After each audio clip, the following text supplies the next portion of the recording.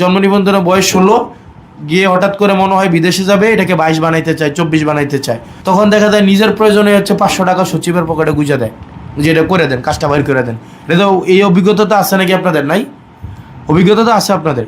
তো আপনারা যেটাই হয়, আপনারা কোনো ধরনের যে যার পক্ষ থেকে কোনো অন্যায়কে আপনারা প্রশ্রয় দিয়েন না। তো আপনারা 15টা ইউনিয়নের আজকে 14 জন কর্মকর্তা আপনারা আজকে আসছেন।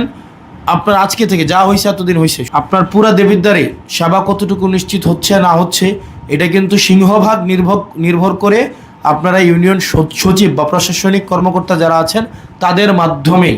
সেজন্য আপনাদেরকে বলবো, আপনারা যদি কোনো প্রশাসনিক জটিলতা বা কোনো মেম্বার বা চেয়ারম্যান আপনাদেরকে হয়রানি করে, সেক্ষেত্রে আপনারা সংশ্লিষ্ট রিপোর্টিং পার্সন যিনি আপনারা আছেন ইউনো মহোদয়, আপনি ওনাকে জানাবেন যে উক্ত ভদ্রলোক বা উনি নিয়মের বাইরে আমাকে কাজ করতে বাধ্য করছে। জাফরগঞ্জ ইউনিয়নের জাহিদ চেয়ারম্যান একদিন অফিস করেন, রাজামেহের ইউনিয়নে চেয়ারম্যান আসেন না, চেয়ারম্যান নাই, প্রশাসনিক কর্মকর্তা দেওয়া হয়েছে। সুলতানপুর ইউনিয়নের ওনার বাড়িতে গিয়ে হচ্ছে সিগনেচার করতে হয়। তো জনগণ তো তাদেরকে ভোট দিছে এটার জন্য না, ভোটের জন্য। তো ভোটের সময় তো মানুষের কাছে গিয়ে গিয়ে বলছে একদম যে নিজের পায়জামার ফিতা দিয়ে মশারি টাঙাই দেবে, এরকমও তো বলছে, বলে নাই? আর হচ্ছে কি এমন অবস্থা হয়েছে যে আপনি কি ঢাকা গিয়ে সিগনেচার করে নিয়ে আসেন নাকি? না, উনি আসে সিগনেচার করে, উনি আসেন তো 7 দিনের মধ্যে একদিন অফিস করে।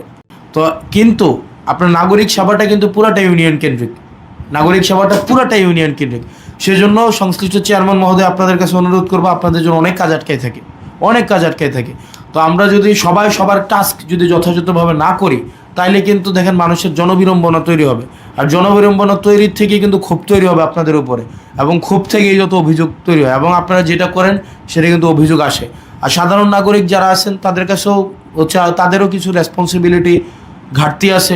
যেমন দেখা যায় যে আপনার যেটা ইনু মহোদয় যথাযথভাবে বললেন, দেখা যায় জন্ম নিবন্ধনের বয়স 16, গিয়ে হঠাৎ করে মনে হয় বিদেশে যাবে, এটাকে 22 বানাইতে চায়, 24 বানাইতে চায়।